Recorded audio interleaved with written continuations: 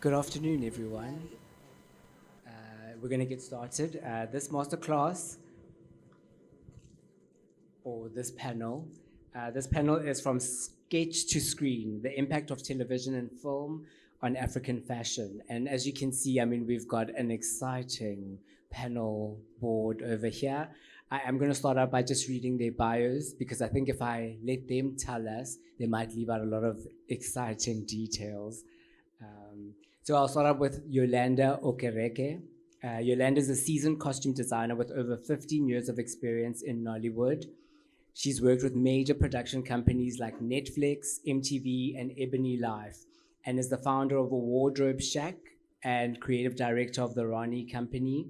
With a background in chemical engineering, she brings a unique perspective to costume design, blending creativity with technical precision.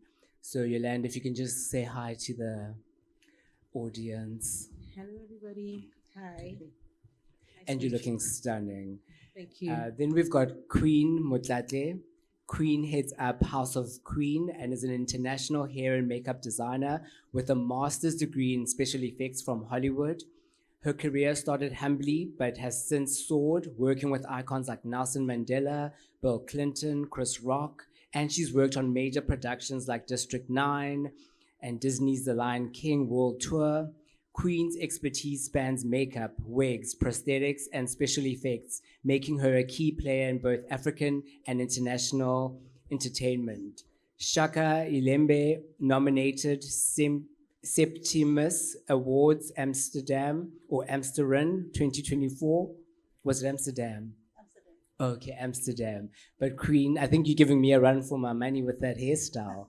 Girl, but so just say hi to the audience. So that's Queen. Hello. And then we've got Gillian Scott. Gillian is a seasoned costume designer and wardrobe stylist who has been active in the South African film industry since 1998. She worked on everything from commercials to award-winning feature films, including Tsotsi, which won an Academy Award for Best Foreign Film. Gillian has also worked with international celebrities and brings a wealth of experience, recently returning to Cape Town after a 5-year stint abroad. Welcome, Gillian. Hello. Thank you. This is it. So we're gonna just start off with a general question to the panelists, just to warm us up. Yes, I hope you guys are ready to just have a conversation. But when we speak of African fashion, what comes to mind for you, and how would you describe African fashion? Who are you starting with? All of you. Give us maybe one or two, a sentence, or what do you consider to be African fashion? First of all, fashion is identity. Who are you? So how you dress, how you prepare yourself from top to bottom, head to toe, it best describes the person that you are. You look at the person once and you can be able to tell a story without them even opening their mouth.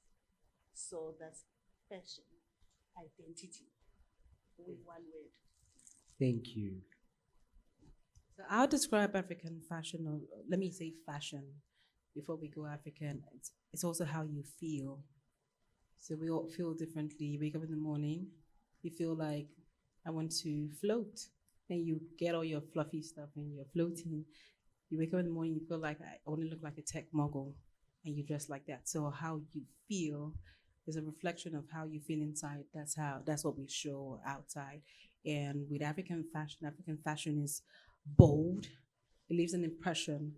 I know that all of us here as Africans, when we dress up properly, people always ask you like, oh, what are you wearing? Or where did you get this from? So we always leave an impression with our fashion. It's always statement. Just like I was commenting her hair, like, oh, I love your hair. I'm like, that's bold. Not everybody can pull that off. Same thing with you. So it's how it's how you feel, right? Yeah, it is. Thank you. For me, fashion or African fashion, I would say it's a combination of looking to the future with the trends, but also looking back to your culture, and your heritage, and blending those two to something that's unique to where we come from. And with all the different states in Africa, it's a beautiful melting pot where it's an endless possibility of showing so much that Africa has to offer for the rest of the world. I think there's just so much with just not just the cuts, but the fabrics, the stories that we can bring to the fore for people to be inspired, curious about. Thank you. Well, I think we are sizzling hot and ready to go into the full interview. Okay, I'm going to start with you, Yolanda. You've been in Nollywood for over 15 years. How have you seen fashion evolve in Nigerian films? And what role do you think costume design plays in shaping these trends? In Nollywood, fashion has evolved so much because as Nigerians, we are very adventurous about fashion. We're very loud. Everything is elaborate. Like you're going out, you're for a party, a wedding. Everything is exaggerated, like elaborate. Like you go for weddings now, you see the guests that dress more than the bride and the groom. That's how that's how crazy it is. So in Nollywood, Nollywood has evolved so much over the years, and we've made a lot of like great fashion films, fashion choices, and even with the epics, like we have so many traditional fabrics that we work with, from the ashoke to the akwetes, all these woven thread fabrics, and you can either use them to make the traditional pieces or still use those pieces to make modern wares.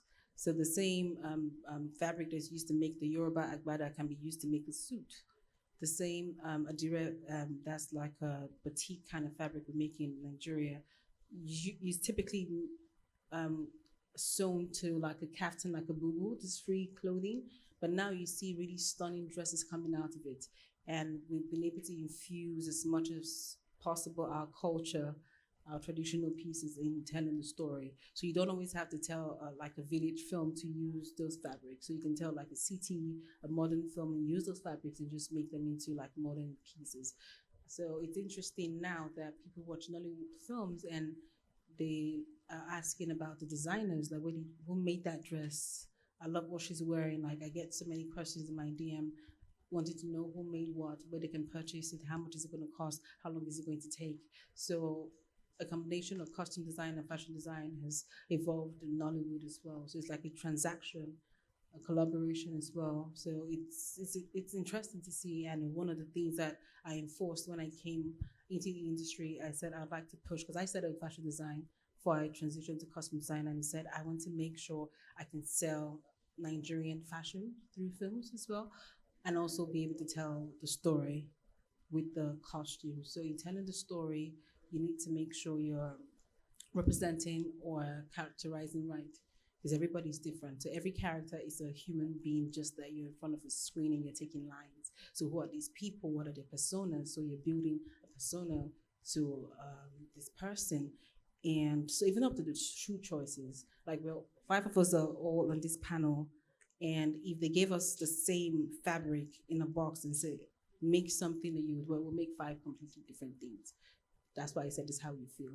So being able to represent characters that are believable, they're believable. So I asked myself, so this character, if she woke up in the morning, how does she feel? Does she feel good? What happened the night before? So it's a long process. It's a really long process. But we'll try to show that in the costuming and the choices that we make, from how light the fabric is, the color, and all of that. Yeah. Thank you. And then for Queen, with your Hollywood background and African roots, how have you seen techniques and styles blend between these two worlds? How has the mix influenced fashion and beauty trends? First of all, they get influence from us. We just don't know that. You know, it's how they market themselves that makes us look like we're inferior. But we are the it. We influence them in America. They like everywhere in the world. I just recently came back from Amsterdam just to change the story a bit. And everyone was fascinated about my hair. Because you'll never see this anywhere in the world unless if you bump into an African person, you know, because we are bold, we are loud, we express ourselves with how we dress, how we carry our hair. And I came back with euros for days because whoever that wanted to touch my hair, I charged them. I'm like, oh, you want to touch my hair? 2 euros. And like, okay, if I take a picture of you, 10 euros. Okay, I'll give you 50. You know, I was like, okay, you know. So we are the influencers. We've been, you know, our hair has always been, or our costume, our garment has always been a map of where we're coming from. You know, back in the days, there were no maps. There would be like maybe in Nigeria, there's Europa, there's Hausa, but you will tell by how they are dressed without them telling you where they come from. With us in Africa, you look at the Zulu culture. I don't know any one of you watching maybe Shaka Ilembe. You've seen what I've done with the hair. There were them Tetwas, there were Ndwandwes, the Zulus, the Tuares. Their hair and their beadwork identified where they were coming from. Those were their maps of the time. So we've always been, and then we got caught up in the marketing of processing the hair, which I regret why I did, you know, in the first place, because we didn't have to. Everyone is looking up to us. They see us, they see what we have, they see our potential. We just don't see it. There are no angels in Los Angeles. And then how do you... There's nothing. You know, guys, don't be fooled. There's not enough going around. You can attest. You've been abroad. There's only one Denzel Washington, only one Will Smith, only one Brad Pitt, and only one Angelina Jolie. And they are not about to give up their career until they die. Then someone else will have a tag. So we are powerful. We just don't own it.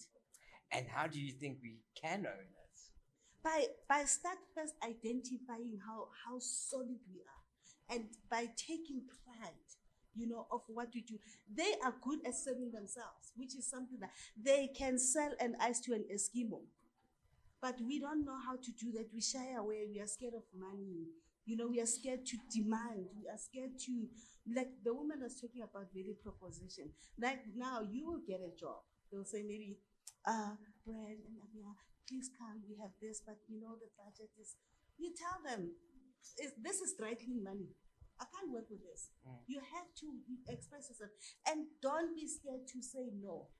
You know, because one thing that they do right in Hollywood versus what we do here at home, yes, they do have their union, but their union has its ups and downs. Their union will protect you as a seamstress to make sure that a crafter of a difference of what you're doing will not do your job, because now they have to respect the fact that you are a seamstress and then that's your job. But in that seamstress thing, you may have only one movie that needs a seamstress in that year. So that means that's all you're going to do. South Africans and Africans, we are very entrepreneurial. We can do anything. I was the #1 student. I was the only black student in Hollywood where I studied at Joe Blasco, a makeup school, and they begged me to stay and teach. I said, no. At home, they're not only calling me a makeup artist, I'm a hair designer, makeup artist, I can sell tomatoes, I can sell anything. I can work through the year. But here, I must wait for that movie. If you're just a beauty makeup artist, you're going to wait for that job. You're now not going to go into prosthetics. You're now not going to go into hairstyling. You must decide. So they limit you. Africans, we are not limited, guys. We are not limited. You may not be selling this because this is what you like, this is what you want to sell, this is what Amen is all about. But that doesn't stop you from supplying fabric to another designer. It doesn't have to be your fabric, but you can be the source of that fabric to sell. Oh, I'm going to sell it to imprint, and I know imprint like that one. I'm going to challenge this one, challenge that. You can create money. Money is right here. Hollywood is right here. They are coming for us. They are coming here. Steve Harvey is busy creating incubators and building academies in Botswana. And you are sitting here, you want to go to Hollywood. For what? What are you going to do there? I've been there, done it. There's nothing. Everything is here. And I think we touched on that in the previous talk, how we shy away from the business money thing, and it's time to own that. It's time to own it. You say, I worth so much. I've been on jobs and like, but you charge more than the director. I said, it's not my problem if the director doesn't know their worth. This is how much I want. You know? You are so difficult. I said, well, leave me to be. Somebody else will give me what I'm worth. Don't be scared. Don't shy away. That's the approach that they have. And they know how to cost. They know how much it takes them to wake up in the morning, say, okay, fine, if I'm going to be on this job, it means that I'm not going to go to the gym because it's taking maybe 12 hours of my time.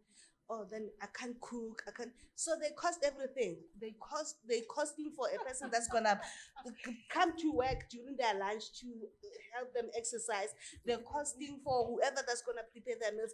They cost into detail. Their line item is, they call it their rhyme. Yeah. But it's always been like that. As you want to eat catering food, even if you don't like it, you must eat. Why? Yeah. Why are we doing that? And also, again, guys, leveraging. You can come in as a number, and then you can multiply yourself. If you are being, like, maybe approached, you say, okay, come work on this film, for an example. Come and be the designer for this film. Come and be the costume designer. Come and be the props art, whatever. Multiply. So find out what else can you do in that same space. If they said the money is not enough, find other monies there. Supply something. Be a one-stop shop. You should be a motivational speaker I for all mean- creatives, because we need to actually take from what you're saying and actually step into who we are. Because as Yes. creators, we never charge enough, and No, we we always don't. apologetic. We So, don't. yeah. And at the end of the show, by the time you see it on television, you want to switch off you hate television, you hate your TV. Yeah. So I've You learned know? to fight for the budgets. Yeah. Yeah. I said that. I think I said that to some students I spoke to 2 days ago. Like, I read the script, I can tell what the budget is. So if you're not going to give me at least 90% of what I ask you for, I won't touch it. Yeah. Because I cannot achieve. Your Things are ultimate- expensive. your utmost best. And the truth is, at the end of the day, whatever that budget is that you agree with the production as approved, you're still going to spend more. Because as a creative, you make that design, you make that thing, and you look, and it's not still good enough. So your personal funds still goes in there. So I totally understand the whole line item. It's a whole thing. It's a Because it whole takes a thing. lot to wake up in the morning, and then you're working. And our work doesn't start on the first day of principal photography. It starts weeks ahead. It starts months ahead. So that time has to be paid for. And you also in pre-production that you're not going to be paid for, by the way. Exactly. And overtime that you're not going to be paid for. Over time, You still that's get a big home, issue. you craft, that like you are the job. There's Yeah. nothing else you can do before and after. You have a 2 a.m. in the morning, I wake up and be like, oh, that red button. And then, Okay, ladies. Yeah. So before y'all start attacking those, the production houses, what I'm gonna, Gillian, Yeah. on your side. So let me, based on what we're touching upon, how did you break into the film industry and the television and commercial side of the industry? Because it's known to be quite a very hard industry to break into. Yeah. And then I would just maybe add on with the budgetary talks over here. How many years do you feel it took you to actually earn what you felt your value was? I still don't. Oh my Lord. Well, how I got into the film, I studied fashion design. When I studied fashion design, I already knew that I was going to film. I didn't study fashion design to go into the fashion and pivot. I knew that this was something that I wanted to do. I used to do plays at school and loved it. And then when they started doing musicals, I kind of had to be backstage because I can't sing.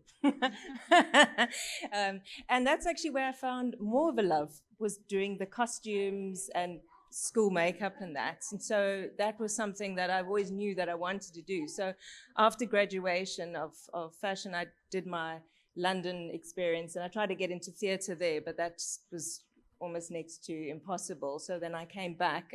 This was the late 90s. And yeah, I just started working for the costume designers then. And because I studied fashion design, I could cut patterns. So where a lot of the people that were doing costume back then, it just kind of happenstance fell into it, couldn't do that. So I came in from the manufacturing side. And I actually did that for a really long time. And then I would switch between commercials and movies depending on the season, because back then it was movies in winter, commercials in summer. And yeah, and it's just been a love of mine. Every now and then, because it's been 25 years, and I have left here and there to do things with family obligations, and I've just always found my way back into it. Yeah. And then Yolanda, how do you juggle your creative vision with the practical needs of costume design? And are there any projects where your creative choices made a big impact on the story or production? Juggling, that's normal. Right now, I'm here, I have a panel.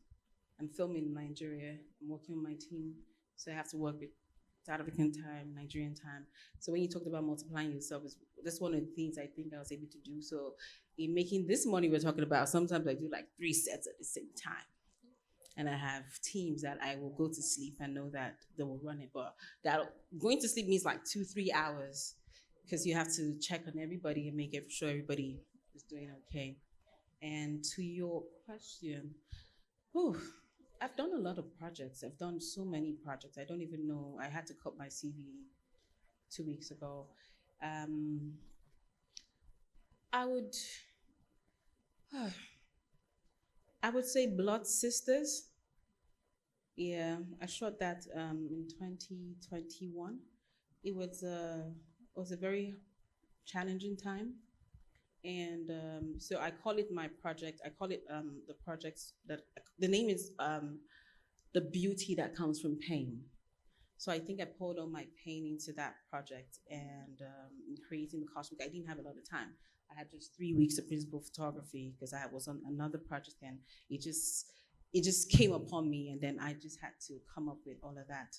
And because I created everything from scratch, so I didn't have to buy anything from a store. Because some projects come to you and you just want to create. You just want to make every single thing as you see it in your head. As you go to bed, as you sketch it, you illustrate it, like you just want to create. Because whatever is in that store is not going to work. I think about tweaking it, and I'm like, that's not going to work. So that one was very, very, very, it was a very big project, and it did really well on Netflix, because I got a lot of people reaching out. And I think, I don't know, but there was somebody called me, and then I burst into tears and I was crying. And she was like, "Why are you crying?" I said, "It feels like I've been working in the industry for over 15 years and this feels like my first film." And she said, because there's that one that people now see you for who you are and what you can do. So this is that one. And I was like, okay, I get it. It was just really overwhelming. Like, I wake up in the morning, my DM is full. Oh, I want this, I want that, I want that. And that was just me being creative. So sometimes you don't even know the impact of what your work does to people. And then I have so many students from university reaching out like, "Oh, I want to write a thesis on you." I'm like, "Why do you want to write a thesis on me? Like, who am I? What have I done?" And then this girl pulls out my work. I'm like, "Wow, you went all the way 10 years back," because next year makes it 20 years of being in film. I started from uni. I just felt like there was something in the industry, in that system, that I needed to correct. So I taught myself everything that I know. I never went to school for it. So I started by, okay, I'll just work 2 years, get some money, and go to school, get proper training. But when you do what you love, you don't even have the time to get that. But you get a proper training on set. So you start to teach yourself on set. Every set for me is school. That's like a class. So I get to the set, I'm like, what do I want to learn and what do I want to take away from here? So I learned something new, the next set. I just kept going. Like, it just kept going. It's so overwhelming now, but I just kept going. And then I did shoot an epic. Epics are hard. I don't know how you guys shot Shaka. They're very difficult. They're really, because you're shooting in the bushes. rain, grass, mosquito, and I'm a baby girl. And then, so I would wear my socks all the way. So my director would look at me and she'd be like, "Are you here to work or you're here for fashion?" I said, "It's not fashion. The mosquitoes is this." Yes, so they're really difficult. And we were shooting that. It's called House of God. It's on Netflix. It's a 1700 story. I'd never heard about this character before. It's a real person. So he's supposed to be like the prime minister of the Yoruba land at the time. And my tribe in Nigeria is Igbo, so I know nothing about that. So we're in a meeting, because I like challenges. So we're in a meeting and then you're talking, and it gets to the costume part. As I'm about to speak, somebody just goes, "Oh, she wouldn't know much because she's Igbo. She doesn't know our culture." And I was like, I don't know your culture. I said, okay. Okay, I don't know your culture. Okay. So I went and I did my research. So it wasn't like I was trying to prove something, because I always say something to everybody. The credit that you are asking for, can you own it? Can you represent it? Can you defend it? So if you say you're a costume designer, is this just a title? Or if I call you to do something, are you going to find a way to make it work? Is it going to look like what I'm paying you for? So I did a whole lot of research, and I got thrown into this room filled with really old clothes, and I'm like, what do I do with this? So I decided to add my small modern twist of like, if this was Game of Thrones in Nigeria, what would it look like? If this was the Crazy Rich Asians in 1700, what would it look like? If this was Bridgerton, what would it look like? And you still have to keep the culture. Because at that time, we were wearing fancy clothes. It was that really old threads, but you can't find those things in 1700s. So we just had to do with what we could find and just modernize it enough that it looked modern, but you could tell that this is not what they're wearing in modern times. So that was really difficult because we had to work with a whole lot of it was a lot of extras, and working with extras is the hardest thing in filmmaking. They make you lose your mind. They misplace everything. They're so like, oh, white will come and then it will rain and we'll be like, guys, just stay here. We'll come to you. In 2 minutes, they're walking in the rain in the costume. I'm like, who's going to turn this around? We have continuity the next day. And the conditions are harsh. There's no washing machine. There's no sun to dry anything. So it was like the 6th hardest week of my life.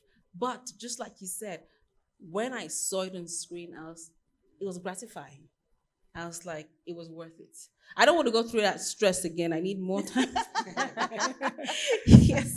And it was a big team, but it was just a whole lot of people, and it was in an environment I hadn't worked in, those kind of conditions. But you're a filmmaker, you're a truth sayer, you're a storyteller, you make it work and you tell the story.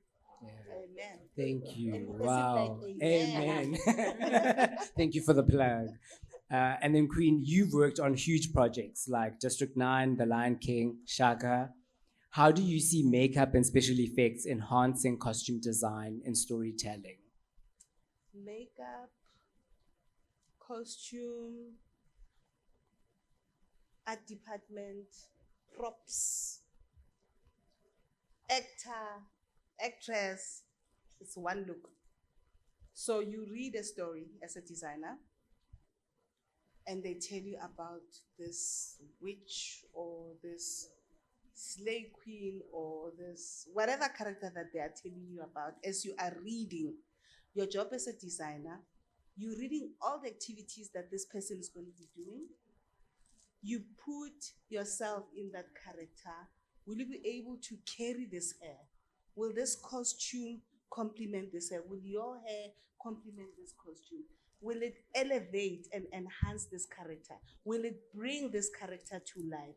Will the artist herself or himself be happy with it and be able to work with it? So there's a lot that you are combining to complete this puzzle. But it's one solid puzzle. We cannot compete. We cannot work against each other.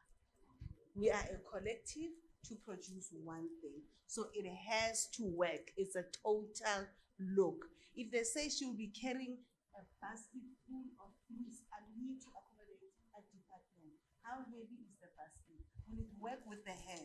Will it work with the costume? Will it be able to walk? It's a collective collaboration,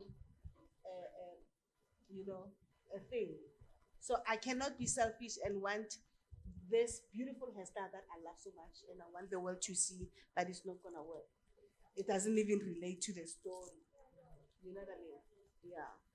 Okay, thank you. So to add to that, what you just said is the synergy has to be right. If the synergy is not right, you're going to tell a shitty film. So the director, producer, production designer, cinematographer, art director, makeup, everybody has to come together to say, this is the film we're making. These are the characters. This is who they are. If not, my costume is going to conflict with the location. So if I made a red dress, I don't have a conversation with production designer or the location manager, and we just get to that set and the chair is red. It takes away from all the hard work I put into making that costume. So it's the synergy has to be right. Everybody, it's one unit, it's one film. Gotta work together. You gotta work together. Yeah. And then Gillian, you worked on Tsotsi, which won an award. Yeah. How did that help shape your career? And how do you think the costume design brought success to that film? Well, the thing about Tsotsi was it was a story told about a young man who was the head of a gang, and it takes you through the life story. His life, it's about a week, and it shows a spotlight, and it's a beautiful story. It was written by Ethel Fugard, and it shows his life and where he is in his environment, and the realness and the grits of being in townships in South Africa. And I mean, we shot that back in 2004, and it was a first then where we really could showcase real Africa, South Africa. Because I had done movies before for Germany that would come and shoot their love stories that they love, but they never wanted to see the real Africa. It's like a Disney Africa, you know. I would do children's villages and things like that, and then you get told by the director, no, the clothes are too old, so it was always kind of Disney-fied Africa. So for me, I first did rendition, and then I did Tsotsi the next year.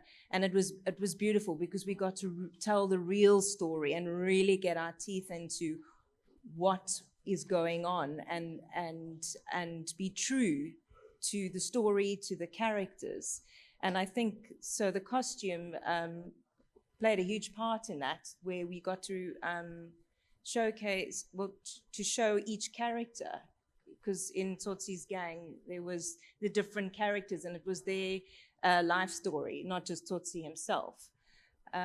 So, I mean, I don't want to say we want to take anything away from Gavin Hood's winning the Oscar, but our costume did definitely help tell the story and help the characters be who they were in that movie. Because Presley and Terry were quite young actors, and Gavin took a risk in casting them, because there was American producers and they were pushing for American actors to come and do that. And Gavin was like not having it. He just said no. He wants to be told by people of Africa. I mean, how did you achieve that realness in the costumes? Well, with Tsotsi, it was actually, I was assisting, it was first Nadia, and then she left due to circumstances, and then Pierre stepped in.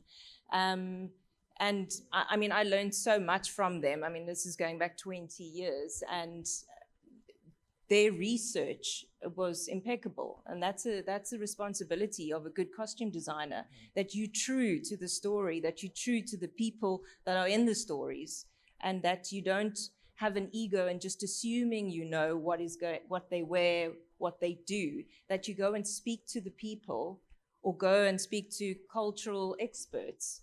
And that's what we did, and I think that's what makes it come alive more and not be a Disney version of African stories. And I see it now in the stories that are coming out, how we can really lean into it and tell our story, not their story in Hollywood. Yeah. Absolutely. Thank you. I'm going to come back to you, Yolanda.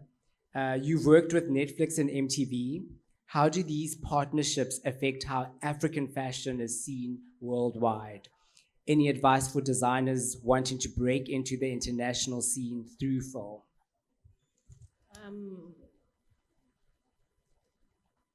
Um, we're filmmakers, so our stories definitely travel.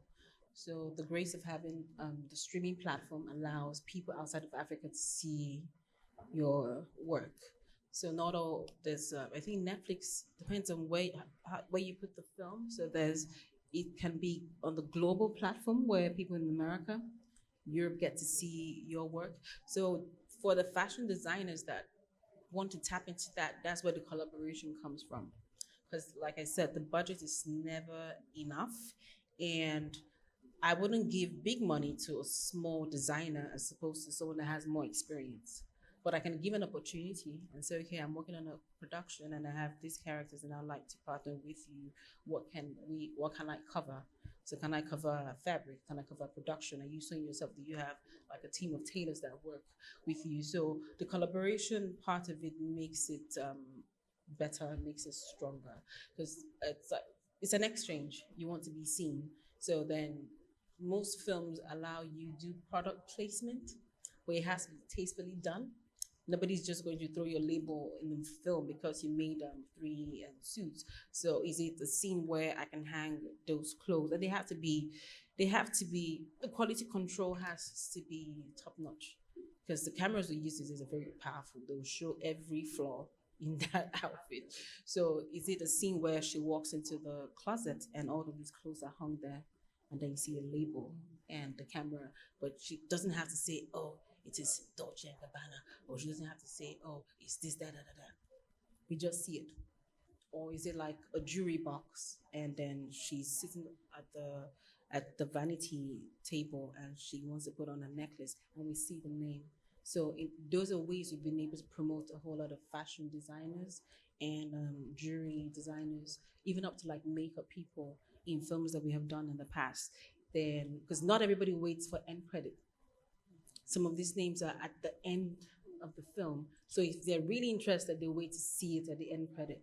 Then some just go straight to your DM. They just look for, oh, who was the makeup artist? I'll ask her what lipstick that was. Who was this? Anyway, so I think film has done well for the fashion and beauty industry. Because film, same way music has traveled, the same way film has traveled. There's so many festivals. The truth is, a whole lot of people don't watch movies on TV anymore. They're watching it on their phones. So like you download the film and you're you're waiting in the bank. You have your earphones. You're watching the movie. So you're seeing. So it's an easy way for any fashion designer to collaborate. So earlier today, I showed a collection that I designed for a movie. I chose not to show the brand that I'm working on, that I'm developing. I wanted to show my collaboration with young designers. So I was a costume designer. I sat down for 2 months and I came up with every single design color. And I had the opportunity to host a TV reality show for young fashion designers, upcoming people. Really, there's so many talented people, like you just have to find them somewhere or they find you. And in the course of that show, I picked 8 of the contestants, and I said, all 8 of you, I'm going to work with you on a very big project. So it's your opportunity to shine or not to shine.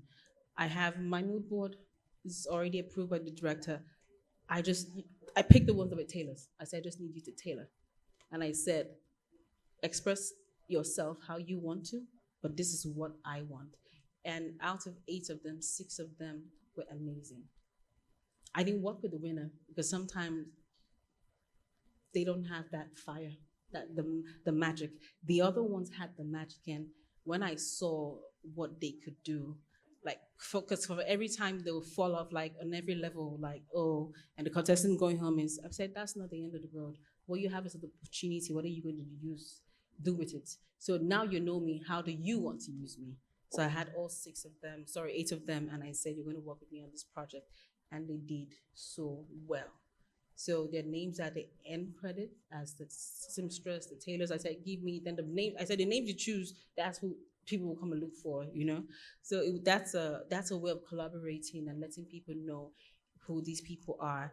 And I've had them make a couple of outfits for some celebrities, and whoever will ask me and say, what's your Instagram page? You have to have an Instagram page or a website that people can go to. And so every opportunity, but film is a great opportunity because it travels really, really, really, really far.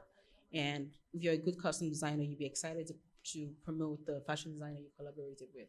So I'm excited about these young ones because I know when the movie comes out, like a whole lot of people are going to come to that. That's great advice. And I think I just want to just ask, if we haven't asked, how did you break into the Nollywood market? Ooh, I'm a child of grace. Hallelujah. I'm a Jesus baby. I don't know. I studied chemical engineering, but I just always I like to create. So as a child, if you ask me, what do you want me to buy for you? I'll tell you, buy me a drawing book and buy me watercolors and pencils, color pencils. So I always like to color. And if I color out of the lines, I'll be so furious, like, yeah. Then if I find the scissors, anything is going down. My nanny's dress going down, my dad's cutting going down, just to make a nice dress for my doll. So how did I break into Nollywood?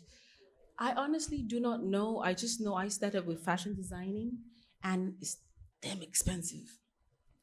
You're going to buy fabrics, you're going to make clothes that you're never going to sell.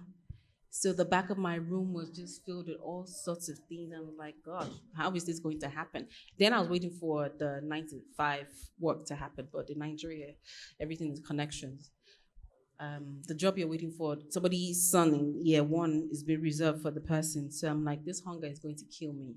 And I just kept making clothes for my friends in school, and post uni, I just make clothes for whoever it is that just knew I was doing that. I had a registered brand. And no, I didn't know much about advertising. Social media wasn't big then. You only just had like Facebook. There was no Facebook marketplace at the time. So it's what you see that you, or the opportunity you see, you make use of it. So there was an actress, I met an actress that just found me really interesting. She met me on the movie set, because one time I thought I was going to be an actress. And she said, oh, I like the way you dress. Do you want to dress me? And I said, okay, no problem. And then I dressed her once, twice. And one day she just says, dress my character for a movie. I was like, what does that mean? She's like, oh, I mean, this. Come to my wardrobe, pick what you think my character would look like. And I'll go there and I'll pick. So at that point, I transitioned from being a fashion designer to being a stylist. So I was just picking what I thought was nice. Was it working for the story? I don't know if it was working for the story. Then at some point, she's like, I think you're good at this. Then she gives me a script and she's like, read the story, understand the character, and see what you can do with it. I was like, okay. And she said, this is what you do. So she taught me, that's why I said I'm self-taught. So she taught me what to do with the script. And the rest of it, I just kind of ran with it. And I dressed her, and I saw the difference when I read the script and I had a better understanding of what the story is, who this person is. And what I did with her 6 months later was different from what I did with her 6 months before. And one random day, I'm still waiting for this 9 to 5 job. And then another actress calls me and she's like, you're a size 8'10", right? I say, yeah. She said, okay, can you get me a dress and a suit? I'm so and so place. I'm like, how am I going to get that to you? She's like, you drive now. Drive down, drop it for me. I said, okay. Then I drove down. I dropped it for her. On my way out, somebody just says, oh, hi, you're Yolanda, right? I say, yeah. So I want you to read this and resume tomorrow. I was like, the script was massive. I was like, when am I going to start? She's like, anyway you stop, just resume tomorrow. And I resumed the next day, and she gave me a whole briefing and gave me 48 hours to turn around the costume, because I think the costume designer had just gone MIA. And that was how I did that project. And I got one of the biggest, it was a big award nomination. It was AMA. That's our big movie nomination. I got an AMA for costume design. And from that day, the journey just started till now. And I don't know, people just kind of found out who I was and would just call me. I don't know. It just happened. So I never got the chance to go back to fashion school or do any of that, film school. It just never happened. There was no time, no space to go back. Thank you. Sure. I'm reading this. Queen, director of FIFA World Cup. Creative director. Creative director. Same thing. How do these large-scale productions put Africa fashion and creatives on the map? If they do. I think from a very early age, I wanted to just do big things. And I think I've sent that energy that I'm attracting big things, you know? So I was working on a show, Lion King. So when we finished South Africa, we went to Taipei. And we were working there, and one of the producers at that time, and said, when are you guys finishing in Taipei? I need you to come to South Africa quickly. We put it together. I always confuse between AFCON and Confed. One of it was in 2009. And I want you to do that show. We're going to do an opening and closing ceremony. And if we do it well, we are in a consortium with a company called VWV. And they say to me, they bring in the logistic element and they're asking me to bring a creative element. So I'm bringing Kensani from Stone Cherry as the designer. I'm bringing you as hair and makeup creative director, look and feel. And I'm bringing Somizi to be choreography. So South Africa has never done a show of that scale. So they're telling me about 2,000 people that are going to perform. Like I'm swimming in a blue ocean. I don't even know how I'm going to charge for this. Whether I'm gonna undercharge or overcharge, I have no idea. And well, I come. The first few meetings, they're talking, but they're not talking to us. They're still asking, who is she? You know? I mean, these are big names. There's Jack Morton, who have done Olympics around the world. And then there's this little girl. I remember they were looking at my shoes. I had this beautiful pants with the face of a cat and whiskers, you know? So, and they're like, where did you get the shoes from? And I'm not interested about the shoes. I want you to tell me why I'm here, what's going on, you know? And eventually we did the Confed or AFCON, one of the two, and it was a success. District 9 was doing the pickups, and then I was called in to do the District 9. And in the pickups, because I've always wanted to do special effects makeup, I didn't know where to go. There was no school that was teaching that in South Africa, you know, or maybe there was, I didn't know. I was a girl from Alexandra, from the dusty streets of Alex, but with big ambition. And all my friends were laughing at me when I told them, one day I'm going to go to America. Like, girl. You know, like everything was a joke that I was saying. Because I had said I wanted to be Miss South Africa, but I was never thin. So I thought, okay, I'll make them look beautiful. It's fine. You know, so I'm jumping around, but I just wanted to go back to World Cup.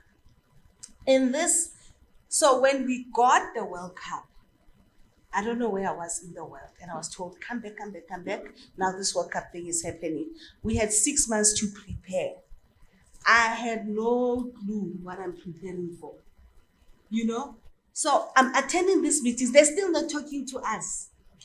They are talking, the subletters are coming, the LOC. It's a big thing. The who's and who's are there. And there's me, Kensani, and Somizi watching a tennis match. They're talking, we're looking this way, we're looking that way. They are not including us, but we had a show without costume and choreography and hair and makeup. There is no opening and closing ceremony. But they're not talking to us. So I don't know where I got the wisdom to do what I did. The budget that was given, apparently I got 0.1% of the budget, but I didn't know. I was just happy to be the first black to do this, you know? And I was like, it will take another generation for a World Cup to come to South Africa and another black girl can say, I've done it, you know? So I'll own that. That will be my prize. But then the Jack Morton people realized that, you know what, these people are just putting in. They don't even know what's going on, what time it is. Let's just help them however we can. They brought me a book. to say, this is how you prepare. They brought me the Olympic booklet that they did, and I realized it's a lot of work. And I'm calling around asking makeup artists and everywhere and hairstylists, how much would you charge me if I call you to do this? And I'm like, I don't have budget for that. And I already said yes to R5. So now I must make that R5 work. Now I found out that you can go to services CETA and ask for money, stipend. They brought me kids who didn't even know what an eyeliner looked like, and now I had to teach them. So what got me going was I had the patience to teach them what I know. And with the background of working in Disney, Lion King, I had to take that and put it like on 100%, 100-step notch. At least I had a little bit of international exposure and how the things work and run, And it happened. We had 2 hours to make sure that like 2,000 people attend, make up everything, performance, and we're going live. And we did. And it was a success. Afterwards, I was untouchable. Now I started charging in dollars, pounds. Right now, I'm clever now. Now I'm told you undersold yourself. You were supposed to be rich. You were supposed to be, but I didn't know, guys. Now that I know, I'm telling everyone who cares to listen, find out, research, find out what other productions in the world, compare yourself, find information, you'll find it is there, and start charging. Research.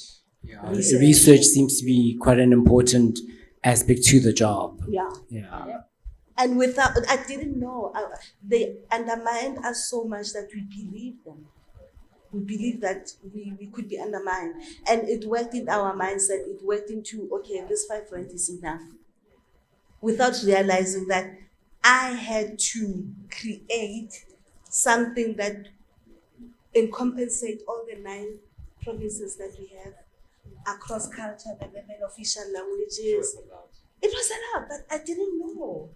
I mean, this is something that now, if it was to come, you say, I need to go, because we're also incorporating Africa. And this is when you say, I need 3 months just to go to all the countries, find out how, do your research properly. So when Shaka came, I was already voiced, so like, yeah. Now I know. Gillian, we're going to leave with you with the best question for last.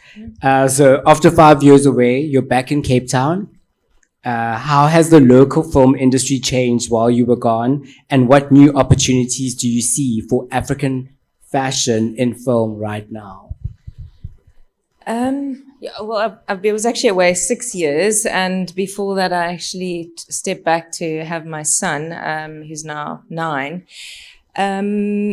Before I left, Cape Town actually had been brought to its knees with our horrendous water restrictions because our dam levels were low, and I know a lot of productions had stopped, both long form and in commercials. So getting back on after that was a bit of a struggle, but as you said, South Africans are tenacious. We know how to claw ourselves back onto the map. And then no sooner had we'd come back, then COVID came in, and at that stage I was living in Johannesburg because we were following my husband's career, and I was flying in a lot. But then with COVID, that stopped a lot of my work, sadly, because I couldn't fly. And now that we've got back, I'm just dipping my toes in, and I can already see how busy it is. At the beginning of the year, I was on called House of David. It's a rewritten of a biblical story, and I was actually in head of manufacturing because I kind of move around, as you said. I'm a costume designer here, then I'm head of manufacturing there. I even do seamstress works, which I like. It keeps me on my toes. I like to keep learning and also meeting different people, and who you work with on one job, you then can employ on another. And it's all about these connections and job opportunities. And I can see just from being back this short time how it is now booming. And it all seems to be that all eyes are on Africa. I don't know if it's because Hollywood now is paying attention because of Ruthie Carter's costume design on Black Panther, Wakanda, and showcasing the fabrics and the way, and even as African designers. She actually consulted with quite a few designers here. And I feel that it's, as you said, it's our turn now. And I think it's going to really take off now. I can feel it. Netflix is, you can see how it's changed and how there are so many African movies, TV series that are now taking off and taking over. I feel very optimistic about it, I have to say. Well, ladies, I mean, you've been absolutely incredible. I think we've even gone over time, but I'm going to allow like 1 or 2 questions. If anybody has a question for these extraordinary ladies. Anybody? Okay, well,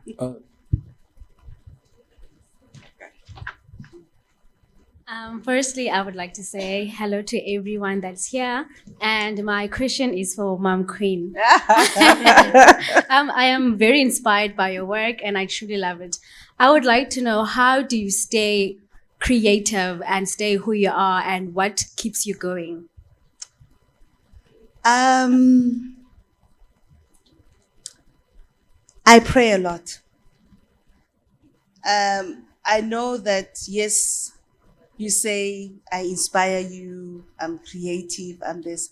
It's not all me.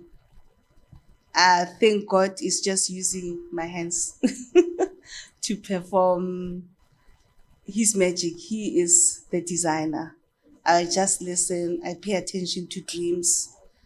I pay attention to everything that I do. I find a spiritual connection in it, and